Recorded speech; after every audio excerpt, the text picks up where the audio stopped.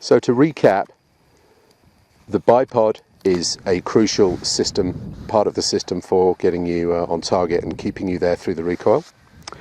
It has to have enough adjustment that you can be comfortable behind it, do the height range that you need, and if you go really, really stable, you're going to be paying a bit in bulk and weight, so bear that in mind. You need to have the right attachment for your rifle. On balance, most people who come on my training days and realise that they need some help, some progress, try the Fortmeier and they're happy. It is a fit and forget bipod. You put it on that easily available sling stud to spigot spike adapter, and that's it. I can't see it wearing out. There's nothing really to go wrong in it. The way you adjust the feet is so simple. I'd prefer it to be motorized, etc, etc, but for now you set it high and then you press those nice big buttons and down the legs slide. It's pretty cool. So that for most people is my recommendation. It's called the Phoenix Tactical in the UK, but I won't bore you with the details, but essentially it's also known as a Fortmeier.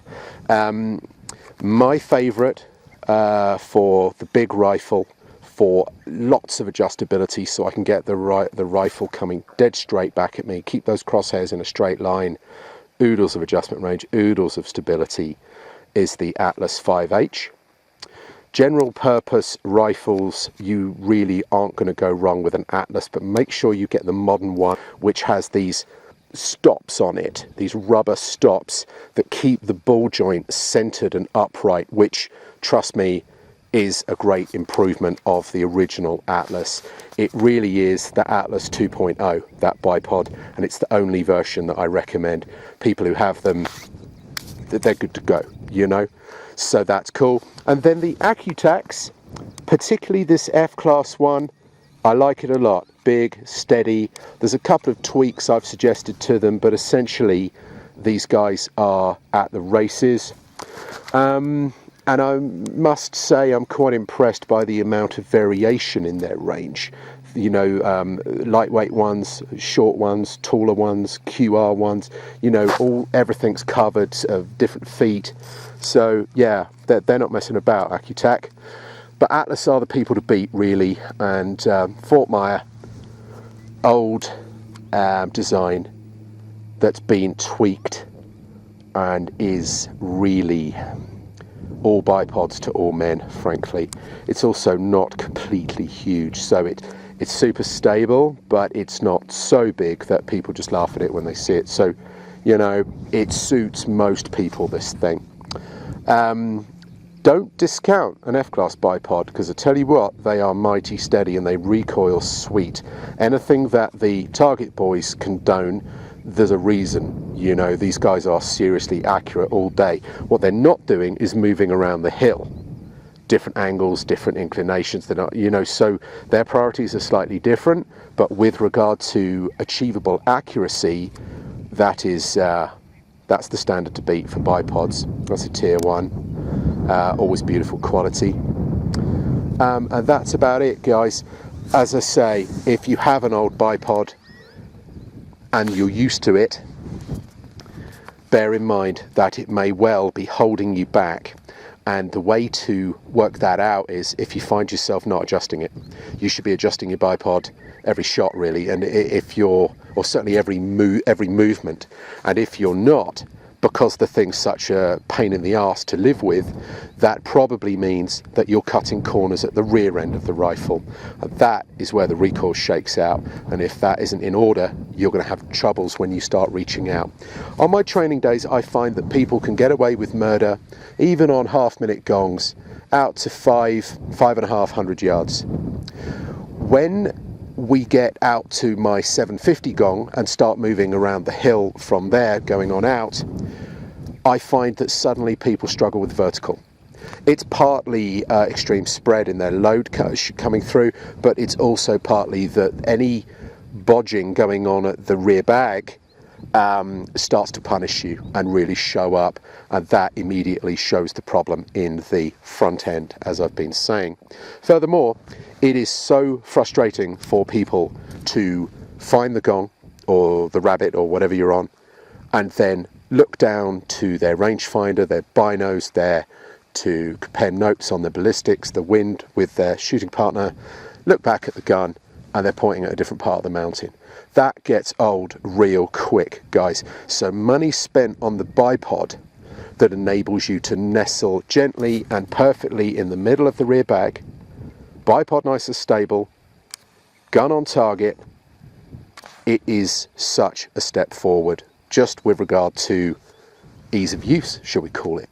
And that's before you get into the recoil pulse, which needs to come back straight and clean and sweet. And if it isn't, again, you're back to your problem that all of your work to try and hit your half-minute target, it ain't going to work because you're not shooting a system that controls the recoil accurately enough.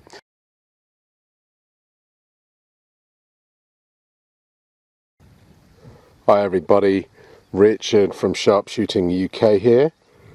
What I have got here is the culmination of ages of research. Bipods.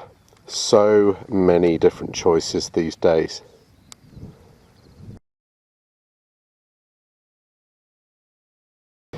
So, first off, let's talk about how important the bipod is. On my ballistics training days that I do in the UK, once we've got the ballistics in order, shall we say, and we're shooting all around the hill, different angles, different size gongs, what people actually struggle with the most, interestingly, is finding the target in the binoculars, putting the rifle on it, adjusting their apps and getting sorted. So in other words, not entirely always looking down the scope. Other jobs are at hand.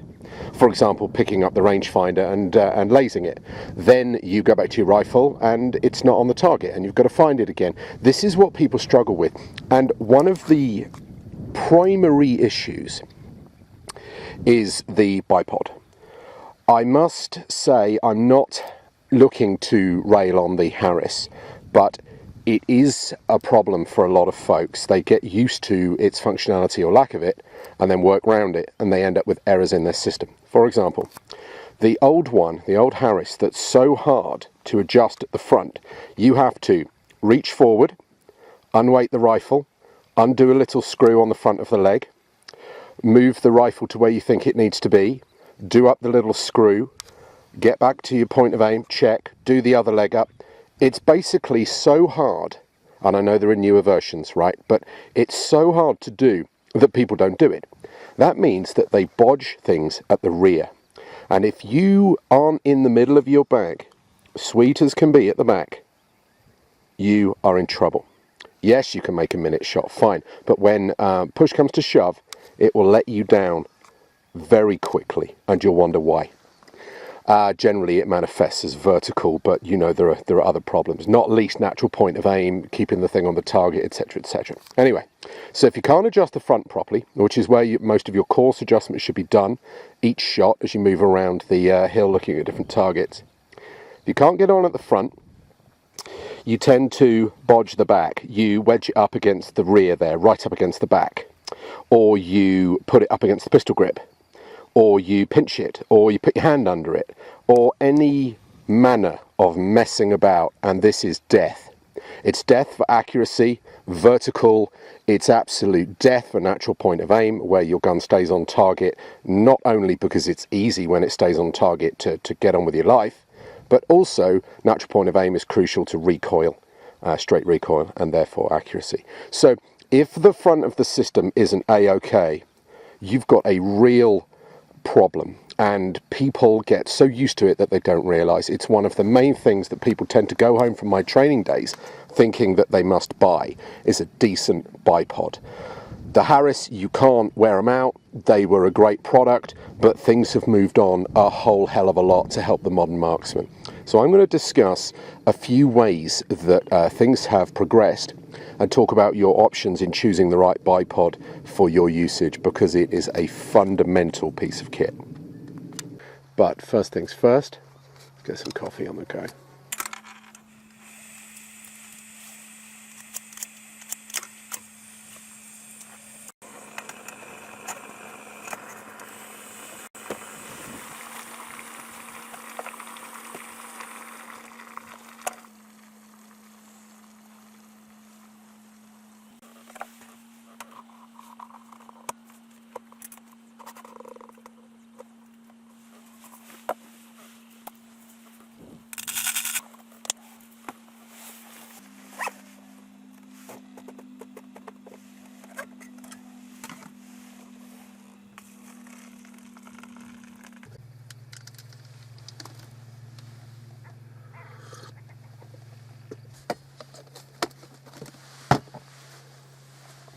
Okay, so back in the day, I never liked the Harris, so I used Versapod.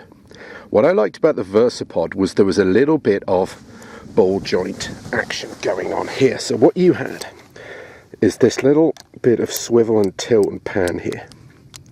And there was another model with another nut on it that you could do up. So you could tension the ball joint and it would enable you to get the rifle recoiling straight. And then you could nip it up a bit and it would stay on target. The bipod folded away quickly by doing that and then folding up. I can't do it with one hand, but I much preferred the Versapod, but there wasn't a lot of adjustment range. They were quite sloppy and they were quite unstable. A lot of distance here and low spread here, low stability, and they were better at the time than the alternatives, in my opinion. I liked having a ball joint, but you know, nothing great. Then the Atlas came along and really changed the game, because what you then had was a proper QR clamp here that fitted on a Picatinny. This is an ADM clamp, so it's really top quality locking, really, really nice piece of kit. Then you had some adjustability of tension, like the old Versapod, but you know, rather better done. And the ball joint in here enabled pan, which is this,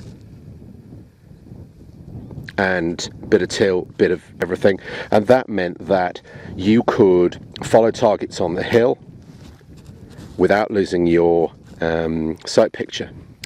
And they had a great deal of adjustment range, adjustable feet. You could add leg extensions in, so all of a sudden you could really upgrade the performance of the front end of your rifle with the Atlas. Got this done up really tight, it's a bad example. Hang on, let me undo it a bit.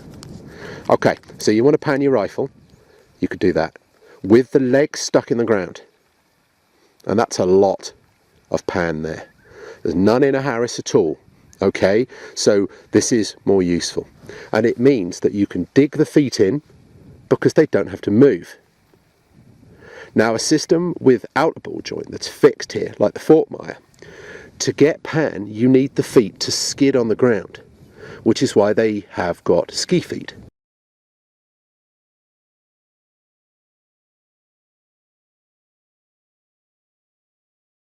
I note in the new versions that they've been upgraded. The quality of the Atlas is outstanding. It's such a lovely product.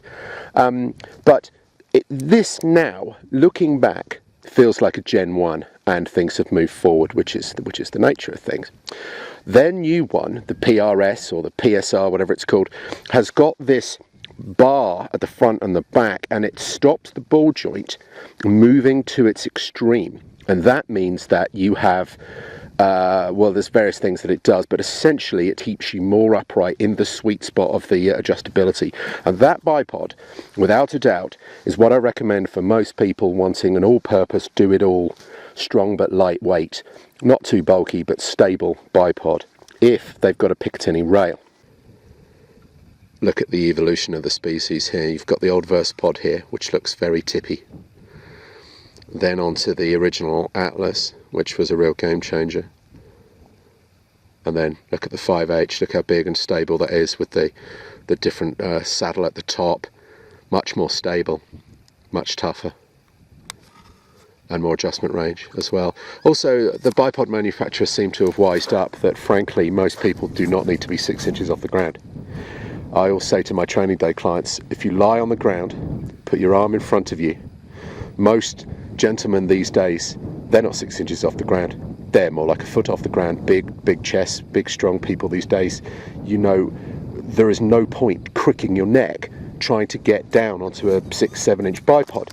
You need to be higher up, and these modern bipods really are higher. Basically, they're higher and they're more stable. They're more like sort of 8 inches to a foot, if you see what I mean.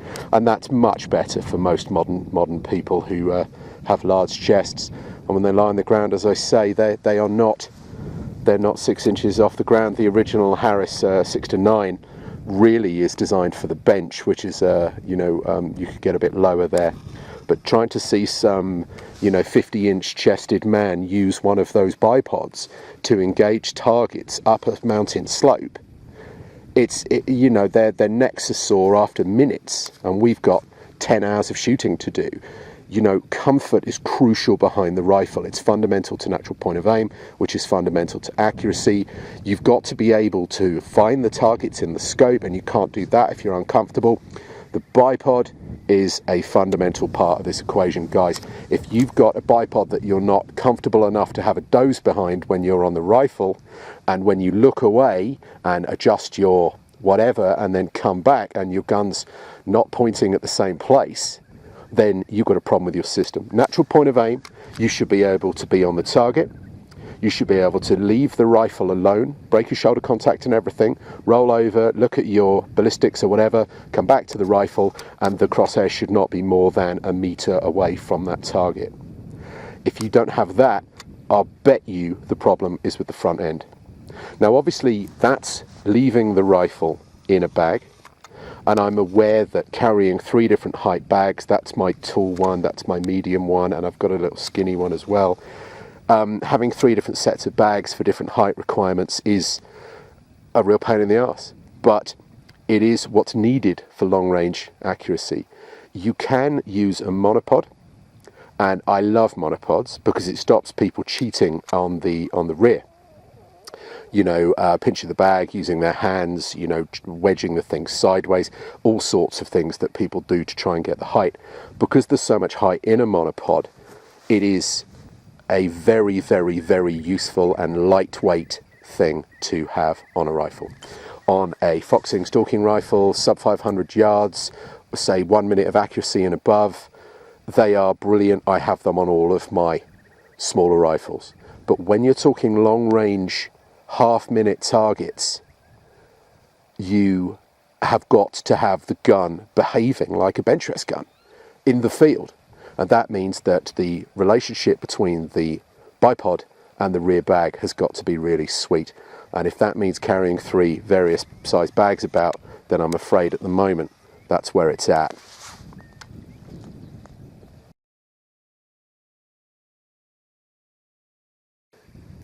This is how easy the Fortmeier, which I'm going to show you now, goes on. Done one-handed while holding a camera. And in that is a little bit of tilt, you see, which is quite useful. Okay, let's put that one down and I'll explain this one. Here's a Norwegian bipod that uses the spigot system as well. So that's one way of doing it. QR Picatinny is another. Harris do the sling stud. There we have it. So, looking at the spigot system, moving on from Versapods, which are a bit sloppy and you know, there are newer, better options these days. This is the Fortmeier. And what this is a very simple bipod. For me, it's like Harris for the 21st century. Let's get back to the problems with the Harris. The Harris does not slide back under recoil, it bounces, so that's a bit of a problem. It's very tough, and you know, I'm not bashing on it, but it's well known for hopping, not sliding on recoil. It has no pan. That's the biggest problem with the Harris. You can get ones that will allow you to level your cant, which is useful. But if you try and follow a target running right to left, what will happen is the legs will get tension in them, and then when you fire the shot, that unloads and you get this lateral flick, which is real trouble. Now, the known wisdom for getting rid of that is to lift the rifle, and that will detension the legs. Of course, that's fine, but immediately you've lost your point of aim and you've got to reset. So the Harris is flawed there in that it doesn't have pan. Now, if you add a ball joint, which is the way Atlas did it, the way that the Versapods did it, then you solve that problem in that you've got all this lovely pan. But that does complicate things slightly, in that you might want that pan to be really tight, you might want it to be really sloppy, so then you have to have an adjustment wheel, and then a lot of people who don't want to mess about are dissatisfied. There are people who like to twiddle with their bipods every single shot, that includes me, and then there are people, and I think this is most people, who want to get the height right and get shooting. I don't want to mess about with anything else. So This Fortmeier, I think, is absolutely brilliant for most folks in that it clicks onto the Versapod spigots, which are really easy and available, and they will, of course, go on a sling stud, not a Picatinny rail. Nice and simple. So, click, nice and quick, and then there are essentially no moving parts. The cant is taken care of by the spigot. There is pan in it, in that your legs are on ski feet. So if you want to pan this, let me demonstrate. If you want to pan this without any moving parts or ball joints, you just do that and the feet move. Nice and easy, you see. So I think it's very clever that the Fortmeier has these big ski feet.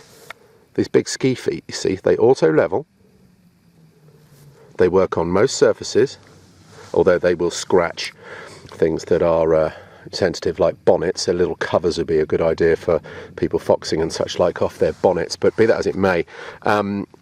Very simple bipod that does what you need, in that with big recoiling guns they skid back, which is the way to do it rather than to hop. They ride the bag well because they skid back. You can pan because they slip on the ground rather than digging in.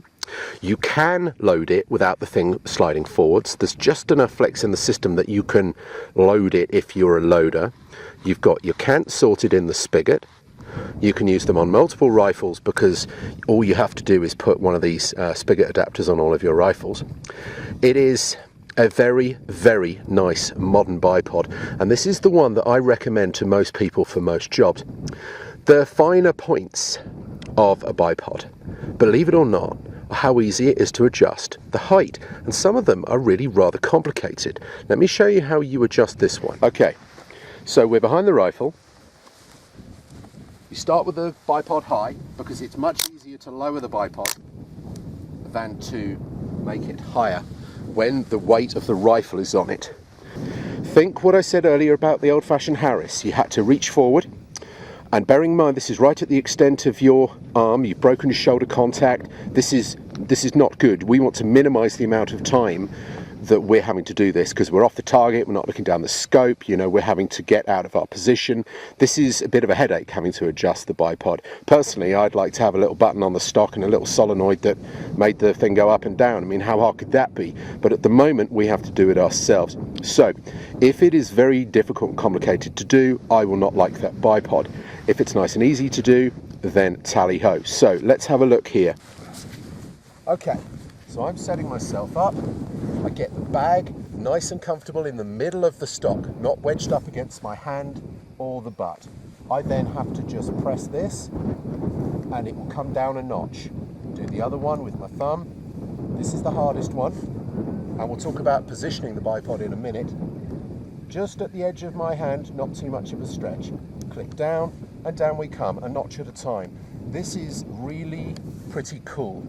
Now, getting the bipod longer is of course more trouble. It's not too bad with this system. All I have to do is reach, push with my thumb, and I've won a slot.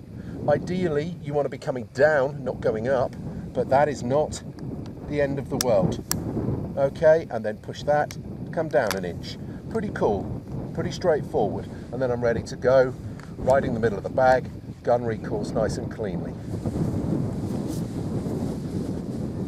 So I'm quite impressed by the Fortmeier because, as I say, it goes on a sling stud with the converters readily available from the Versapod system, which has been around forever. And there are various other converters available. Let me show you one of these. That, for example, goes on a Picatinny rail and goes then to a spigot. So that enables me to, say, run this on the RPR or, you know, whatever. So various adapters available.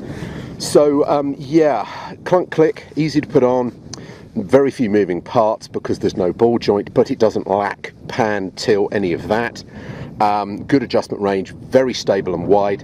Of course, with the Fortmeier, there's the system that overhangs the barrel and goes on the top. So if you look at a black rifle here, imagine there was a clamp on the top of the fore end there, and then the gun was suspended below it. So that's another thing the Fortmeier does. So I run the Fortmeier and I like it a great deal. On my long range rig, I run an Atlas 5H, which is here. And I'm going to explain to you now the difference between the Fortmeier and the 5H. So there it is on the rifle. What I'm going to do is I'm going to take it off and show it to you in my hand, because there's some really interesting features with the 5H.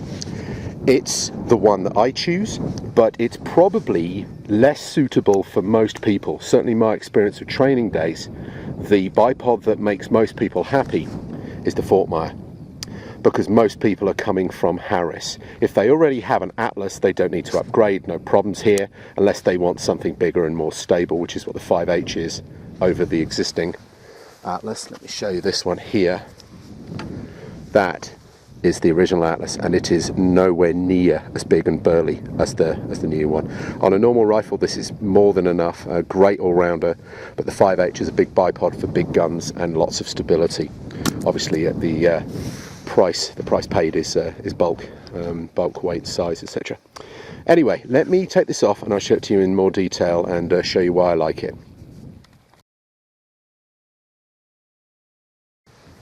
Right, now, this is the evolution of the ball joint species. What we have in here is a different way of giving the shooter a lot of adjustment. Okay, don't worry about this clamp, this isn't standard, that's a long story, but basically there's a QR picatinny fit on there. Right, so we do our cant by sliding along these metal bars. That's fine. Then we have a certain amount of tilt, so pan, in the ball joint, and the feet aren't ski feet, so they will dig in a bit. They're kind of halfway, these rubber feet. They will move should you need them to on a hard surface without them kind of spiking into the ground, but they don't run back like ski feet do. On balance, I'd prefer ski feet, but these are sort of good all-rounders.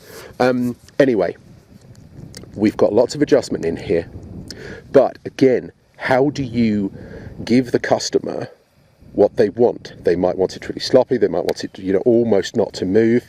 So what Atlas have done is they've given you a fine tuner for tension on this cam, and then they've put a QR here, and that will start to tighten. There, that's getting really tight. Now at that point, nothing really moves, you see. Now if you wanted it a little less tight, you could either undo that a little bit, or you can undo this a bit. So you've got essentially from really very sloppy to almost locked out. And then there's a center point here which tensions this ball joint in here, and there's a center detent in it, and if you put that in the middle and do that up, then it really is locked for cant as well. So what, and of course it's really wide, it's really thick compared to the original. I mean, this is a big old piece of kit, but hardly something you want on your foxing rifle. So horses for courses. On big rifles, this is noticeably more stable. The other thing that they've done is in here, all of these sliding parts, the ball joint that grips on here, all of these internal cups and cones and such like, everything's metal. And it is, for me, quite a significantly more long-lasting proposition, I think, than the original Atlas. As for the coatings, well, they're just absolutely incredible. I've never seen anywhere on any legs. Really nice pieces of kit. Obviously, you've got your multi-angle stuff, which interests me not a bit, but a lot of people like it. And of course, it means that the thing will fold. So you put it on your rifle like that, you see. So that's useful. So what this bipod feels like is a complete mess, which is why it's not for everyone. Until you learn how to get it going, it's a headache. For example, you might find that as soon as you put it on the rifle, you're right over here and your legs are all twisted and you're in a mess. And what you need to do is get it in the middle so that you're hanging nice and central and your cant's sorted and your legs are even. Then you might want to nip this up. Actually, we'll get to that. You might want to adjust this, do this up to the tension that you want so that it's not, you know, too sloppy. Your recoil's coming straight back. All of this adjustment isn't for everyone. I absolutely love it. Having come up through Bipods and the early Atlases, and I fake the recoil of my shots every time. So I'll get the crosshairs on the target and I will pull the gun back as if they were recoiling, and I will look to make sure the crosshair comes straight up, a little flick up. If it goes off to the side, then I will straighten the legs, I'll adjust things. Obviously you have to get your level bubble right, which means that I'll be playing with this adjustment here, which levels the rifle. So I love taking the time to get the rifle sliding straight back to me, riding the bag at the rear perfectly. We are essentially trying to emulate in the field what the target boys are doing on their seb rests, you know, coming straight back as if the gun's on rails. And having an adjustability at the front, for me, is absolutely worth the time to get it dead right. I must say, in my experience, and that's pretty large, of all sorts of different shooters with all sorts of different priorities, I would say 8 out of 10 people want to go from a straightforward system like a Harris, which has various failings, say notably the lack of pan and such like, to a system that's just as simple, with just as few sort of moving parts to adjust, but that has the increased functionality and stability. And for me, well, not for me, for them, you know, 7, 8 out of 10 people that I see on my training days, the Fortmeier system represents that easy step up without adding a load of complication. But for me personally, I love the 5H on the larger rifles to get the recoil adjusted so that it's just coming dead straight, and you could do that in half a dozen ways on this rifle. A little aside, the way Atlas describe it, okay, is that this locker should be at the front. It's got a little tassel on it, right? And it should be at the front of the gun, sort of out of reach, and basically not used unless you want to lock the thing solid. What I do is I do not lock it in the center detent and have it completely locked up. That is not what I use this thing for. What I do is I use it as a slight tensioner for the ball joint, in that if you just nip it just like that, it will take quite a lot of the slop out of the system, in addition to this cam here. So I use it all the time as just another adjustment tool, and that gets me sorted. So I don't run it that way, I run it that way. I don't use this as a lockup, I use it as a slight tensioner, particularly on the cant here. But lots of adjustability and toughness and stability in the Atlas 5H. It's definitely my favourite. A word on bipod placement on a rail, guys. You do not put the bipod at the end of the rail.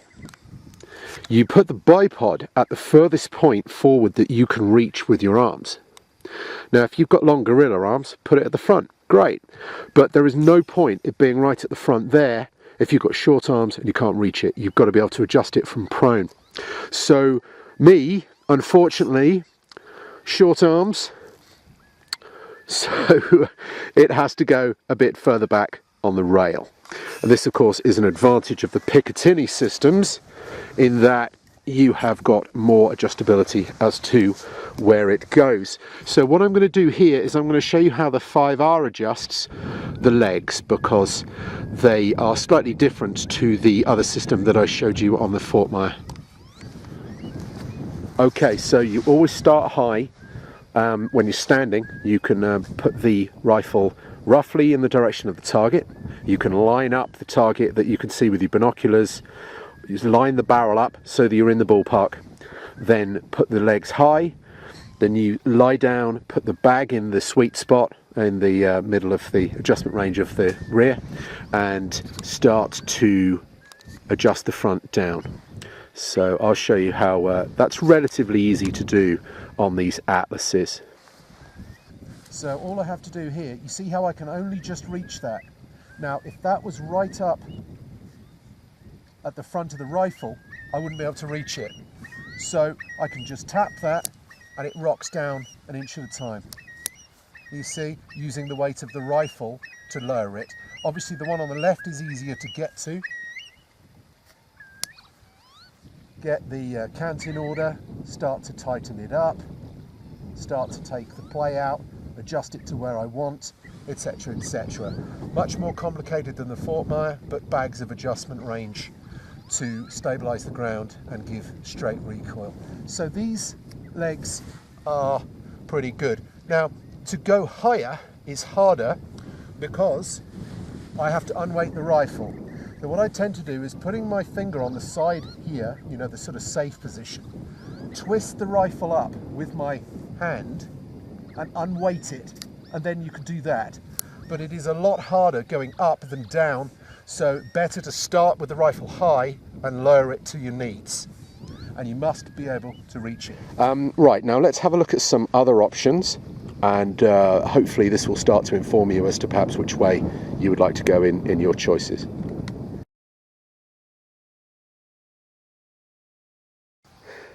Okay, let's talk about these new Accu-Tacs. I'm going to show you an atlas here. So, here's an atlas. So look at the size of that. That used to be considered very burly. Now, here's an Accu-Tac.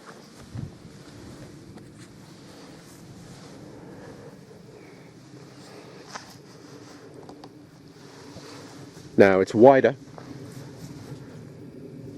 Lovely construction. Picatinny fit. There's a QR version and a normal version. This whole thing tilts, so you've got your cant sorted there with an adjuster at the bottom here. The legs do the multi-angle thing. If I can do it, there we go. 45-degree legs. So the Accu-Tacs are giving Atlas some competition because they're beautifully made. Different feet.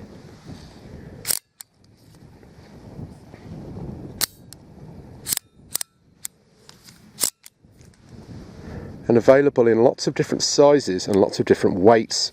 By that I mean this is the thin one, and then there's a really burly one down here, which is just sort of twice as thick. Different attachments. Quite interesting addition to the market. Optics Warehouse have sent me these for review, thank you, and I'm quite taken by them. I mean, it'll take a bit for the Atlas to be beaten, and I think there's a couple of areas where these Accu-Tacs can be tweaked, but they're certainly going to be on people's lists.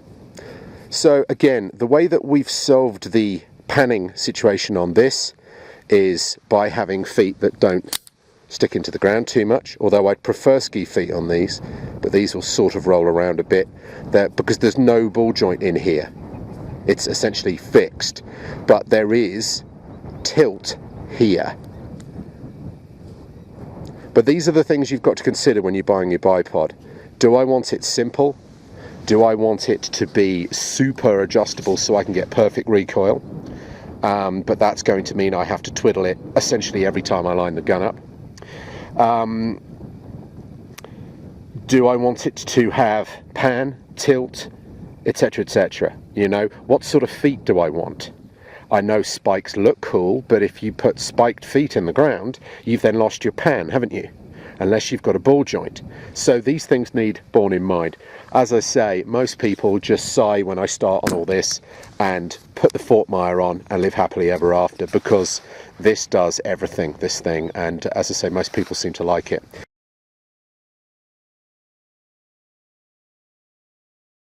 Now, this F-class version from Accu-Tac is really interesting. You know how I've just mentioned that they don't have any pan in them, which basically means you've got to skid the feet along the ground. But look at the size of this one. This is the F-class one. I'll take it off for you in a minute. So, this one's interesting in that it has a ball joint there that does pan. Now, there's no cant in it, but of course you can adjust each leg independently.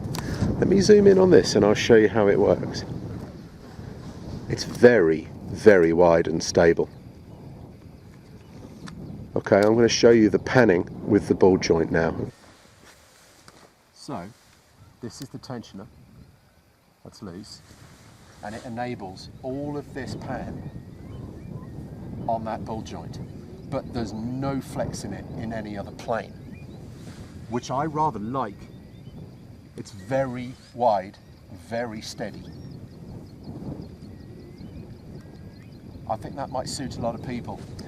And of course, there's no side to side, but you can adjust that to make sure your bubble is level by adjusting the feet independently a click at a time to get the height. So it's not the end of the world. I'd rather have pan than cant, actually, because pan is so important for keeping you on target if your target is moving.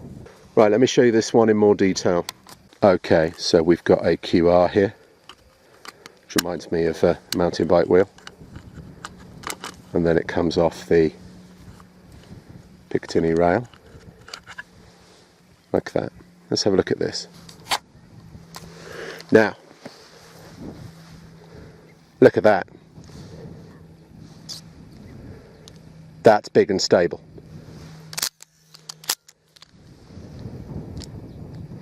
And this is the way these things are going. Really nice construction, 45-degree angle if you need it, like that. Which also means they fold flat, of course. Alright, and then this one has got a ball joint here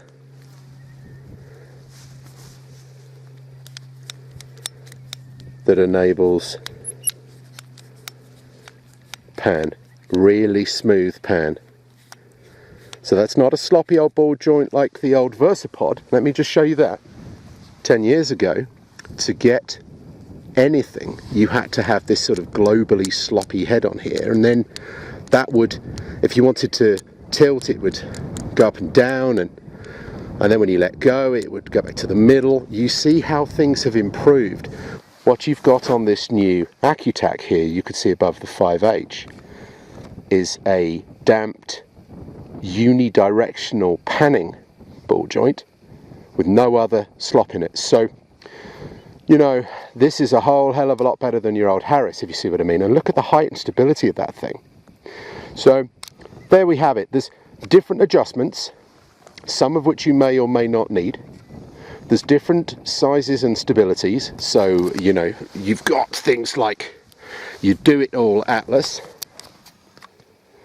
Look how skinny that is compared to some of these bigger ones. But of course, that's not going to, I mean, you can't even put these bipods on the rifle in the back. Whereas your Atlas, you fold the legs up and you go, you know. So, as I say, make your choice on size. Then you've got to think about your feet. Do you need a ball joint? If you don't have a ball joint, you need the feet to skid along the ground. What about the attachment? Remember I was talking about the Versapod? Well, one of the great things about the Versapod system is it came with these things called universal spigot adapters. They're only about £30 and they come with the bipods, but you can buy them separately. And what that did was it enabled you to put this little tool over the existing sling stud, which every rifle has, and turn it to a spigot that would fit the Versapod. And this was really the first system that moved properly away from the sling stud attachment that Harris uses and enabled the Versapod system to be really clunk-click. I mean, you could slide it on and off in the flick of a wrist, just like you can the way Atlas went with the ADM QR clamp onto the Picatinny rail. But a lot more people have got sling studs than Picatinny rail, so Versapod did well here. While we're talking about Accu-Tac, this is a really nice little thing they brought out recently. It is remember we were talking about the adapter from Versapod that would take you from a sling stud to a spigot. Well, this is a sling stud to Picatinny rail converter that they've just brought out. Really nice quality, and it's got 2 slots. Well, you know, 2 double slots of Picatinny there.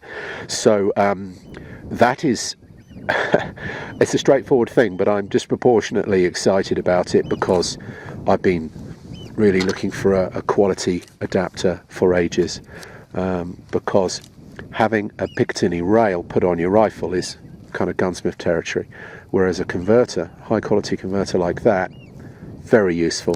That means that you can run Atlas bipods and etc, etc, anything that runs picatinny. So well done, Accu-Tac. That is a nice little piece of kit, that, and of course you retain the sling stud there for your sling.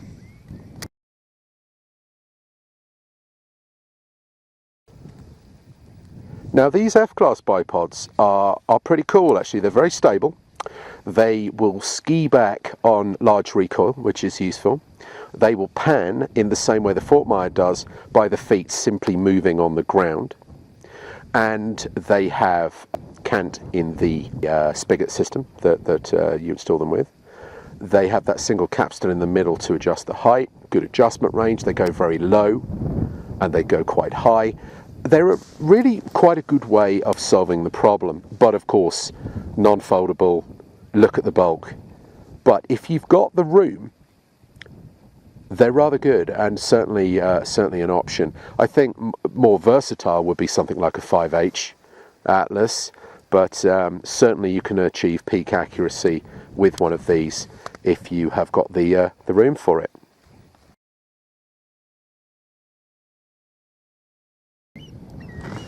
Just a quick word about bag riders. These tactical stocks are great in that they're really adjustable and you can get them to fit people, which is important, but they tend to ride the bag real bad.